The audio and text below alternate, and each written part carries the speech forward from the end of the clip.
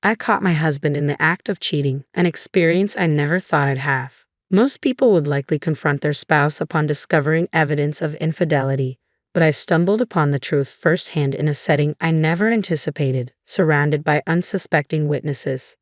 Suspicions about their relationship had lingered in my mind, but nothing prepared me for witnessing my husband's betrayal so publicly. My name is Christina, a stay-at-home mom to a 6-year-old son. On the day of the incident, my husband had a rare day off, and we had plans for a family outing. However, when I awoke, he was already gone. A message informed me he was tending to his feverish sister, and with no one else home, he expected to return in the evening. As the message came through, a heavy sigh escaped my lips. I had promised my son a day of fun at the amusement park, and he had eagerly anticipated it since the day before.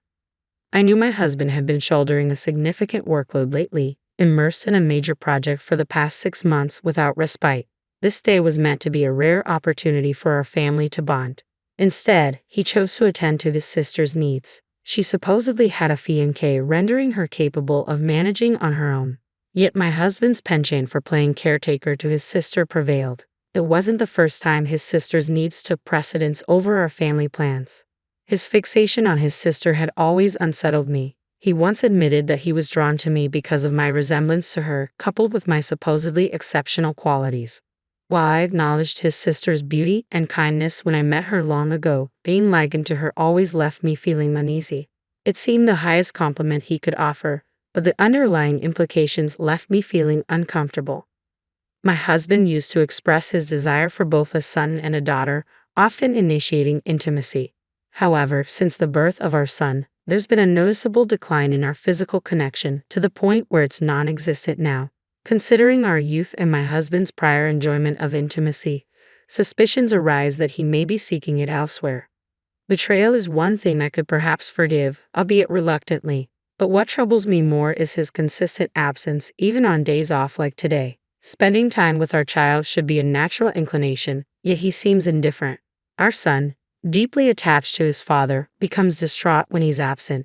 Despite ample opportunities, my husband fails to engage with our son, neglecting simple gestures like birthday gifts or attending school functions. Instead, he retreats to his room, engrossed in endless gaming sessions, disconnected from family life. If this continues, our once close father-son bond risks fading into unfamiliarity. I grew increasingly skeptical of my husband's claims about being engrossed in a major project, considering his prolonged absences from home. Seeking clarification, I reached out to a former classmate employed at the same company. "Is my husband truly buried in work as he claims?" I inquired, a hint of suspicion in my tone. My classmate chuckled before responding, "Absolutely not. If anything, your husband has earned a reputation as a window-side employee. He appears disinterested and clocks out on time every day." Confirmation of my suspicions sent a wave of realization crashing over me. It aligned perfectly with my observations. Despite purportedly leading a significant project, his modest salary and lack of exhaustion contradicted his narrative. Such inconsistencies only fueled my doubts about his fidelity. Frustration weighed heavily on me as I finished preparing breakfast. Glancing at the time, I furrowed my brow in concern. It was unusual for my son not to be up by 7 a.m., especially since he typically woke early. Now, it was already past that hour, and if we didn't hurry, he'd miss the nursery school bus. Hastily, I made my way to his room to rouse him. Entering his room, I found him still fast asleep. "It's morning, sweetheart. Time to wake up," I called out, expecting a swift response. Instead, all I heard was a strained groan. Alarmed, I reached out to touch his forehead and was met with intense heat. Anxiety surged through me as I gently shook his shoulder, urging him to wake. "Mama, I can't breathe," he murmured weakly, his words sending a chill down my spine. Panic threatened to consume me as thoughts raced through my mind. With news of an outbreak at the nursery school circulating, dread seized me. Could my son be afflicted too? Reports of children succumbing to the illness only heightened my fear, and I dreaded the possibility of losing him. In a frantic bid for help, I reached for my phone, dialing my husband's number repeatedly. Yet each attempt went unanswered, leaving me to grapple with fear and uncertainty alone. Without a moment to spare, I bypassed waiting for an email response and reached out to my mother for urgent first aid guidance. With her nursing expertise, she was my go-to expert in moments like these. Swiftly following her precise instructions, I fashioned an ice pack and took my son's temperature, finding it alarmingly high at over 102.2 degrees Fahrenheit. Without hesitation, I dialed for an ambulance and tended to my son, ensuring he stayed hydrated while awaiting medical assistance. Concerned about the potential for heat stroke, as my mother had cautioned, I acted swiftly to mitigate any further risks. As the ambulance arrived, I faced the sobering reality that I couldn't accompany my son due to infection precautions. Left with no alternative, I hailed a taxi and hurried to the hospital where he would be treated. Throughout the ordeal, I persisted in attempting to reach my husband, despite knowing the futility of my efforts. Dishearteningly, my attempts went unanswered, prompting me to leave a desperate message online, clinging to the hope that he might see it and respond if he possessed a shred of responsibility. Upon reaching the hospital, I anxiously awaited outside the emergency treatment room, fervently praying for my son's swift recovery. Memories of losing my father in a similar emergency room flooded my mind, igniting fears of losing my son as well. As I grappled with the possibility of another devastating loss, my mother, a steadfast source of support, offered reassurance, her words a comforting refrain amidst the turmoil. An hour later, relief washed over me as I received news of my son's rescue. However, medical advice dictated a week-long hospital stay for his recovery, prompting his transfer to a hospital room. Despite the harrowing ordeal, my husband remained absent, compounding my sense of isolation. Determined to provide for my son's needs, I returned home the following day to gather essentials and decided to bring him some fruit as a gesture of care. Wanting to express gratitude to the doctor who had aided us, I made a detour past the emergency room, only to find chaos unfolding within its confines. Sensing I might be in the way, I postponed my visit to the doctor, turning to head towards my son's room. It was then that I witnessed a startling sight: a man and a woman on a stretcher, their bodies entwined as if caught in a bizarre embrace. The scene hinted at a precarious situation, one where they appeared to be joined together, perhaps a consequence of a mishap during intimate moments. I navigated the chaotic scene, my mind filled with sympathy for those caught in such a vulnerable predicament. The embarrassment of being transported in such a manner must be excruciating, I mused, attempting to pass by discreetly. However, my thoughts were abruptly interrupted as my gaze locked with that of a familiar face.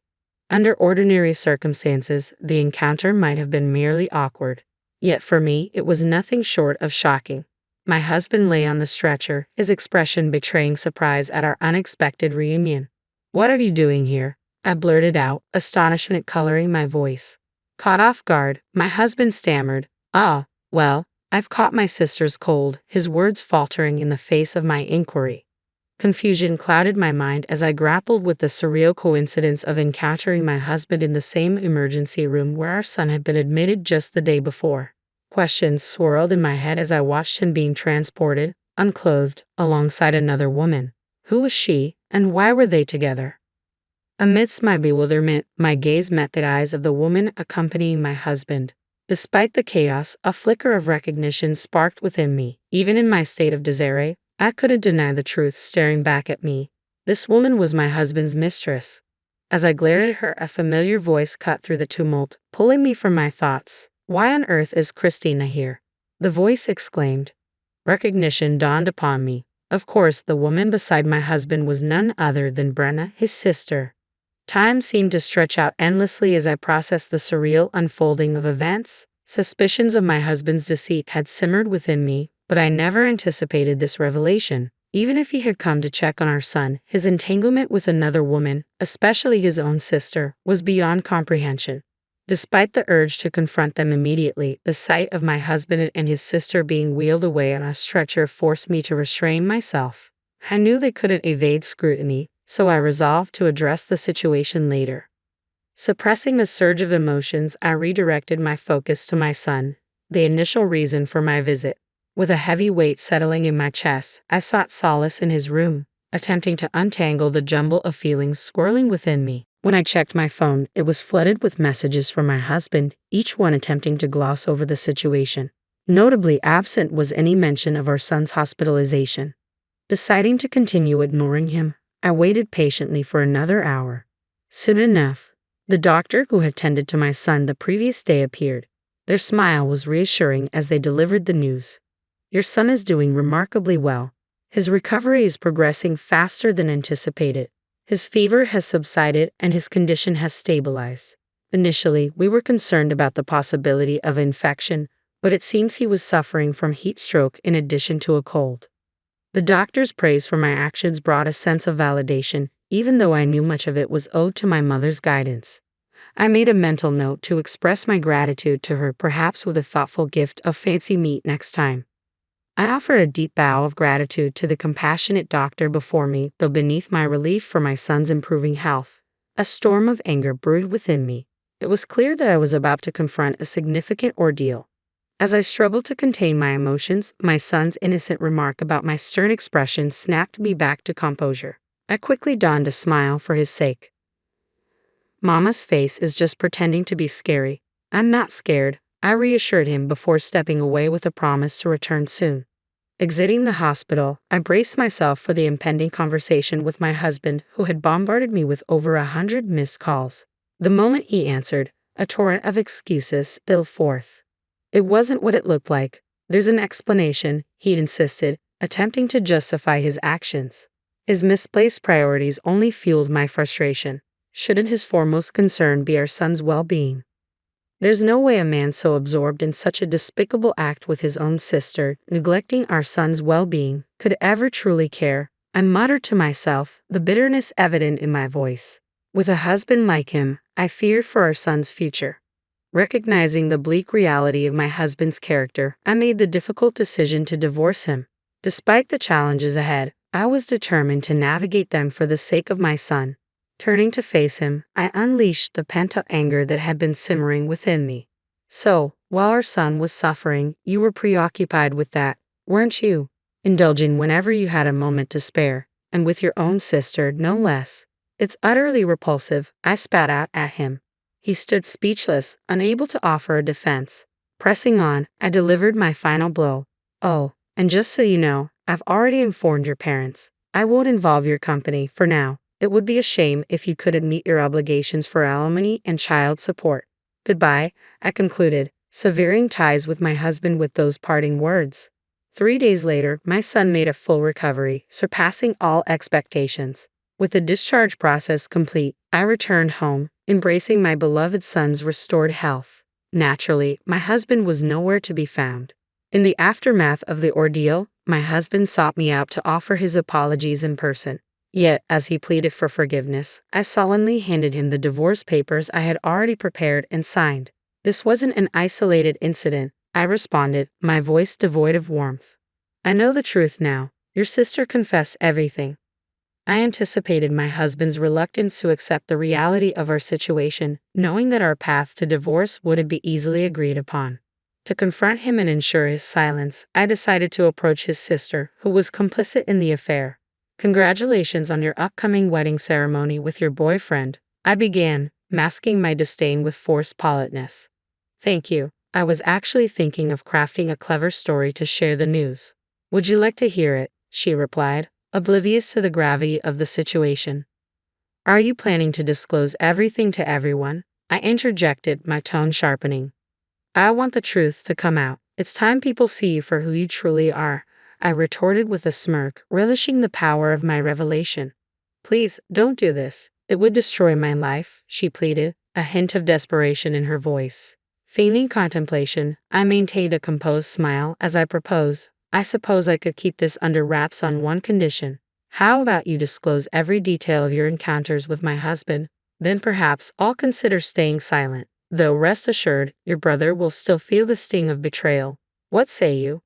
Without a moment's hesitation, my sister-in-law acquiesced, her desperation palpable. Please spare him the pain. I'll tell you everything, she confessed readily. Confronting my husband with the truth left him reeling, his beloved sister's betrayal cutting him to the core. Overwhelmed, he collapsed from the shock, only to awaken and promptly sign the divorce papers, burdened by the weight of his betrayal. Taking decisive action, I enlisted the aid of a lawyer to secure divorce, custody of our son, and the appropriate financial support. Though my husband initially balked at the demands, a whispered reminder of his potential exposure prompted his compliance. With a heavy heart, he departed the lawyer's office, resigned to the consequences of his actions. Following the revelation of the affair, word somehow reached my husband's workplace, leading to a stern rebuke from his superiors. A month later, he faced the harsh consequence of dismissal, forced to seek employment at a food factory. Now, tasked with adorning cakes with strawberries to fulfill his obligations for alimony and child support, he found himself ostracized among his coworkers, his past indiscretions a constant source of discomfort, fueled by incessant rumors, particularly among younger female colleagues. As for my husband's sister, despite my discretion in withholding the truth, the details of her involvement inevitably surfaced.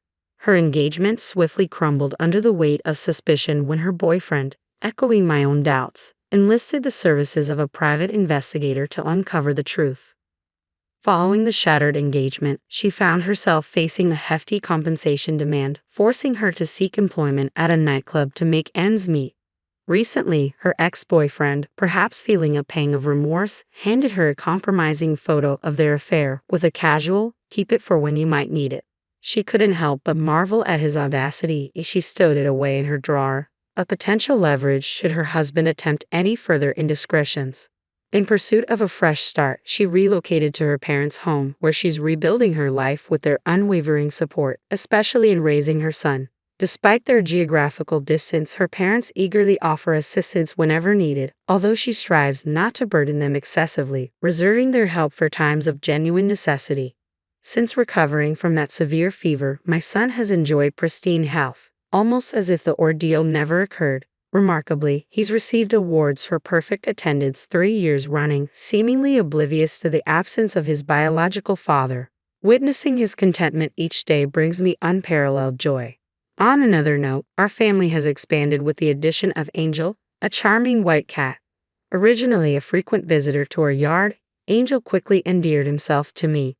Reluctant to bid him farewell upon moving, I brought him along to my parents' home. Now, he's formed a close bond with them, becoming an integral part of our family alongside my son. As I sit on the porch, gently stroking Angel's fur, I find solace in the warmth of family and companionship. Watching my son thrive in the loving embrace of my parents, with Angel by our side, fills me with a profound sense of contentment and gratitude for the life we've built together.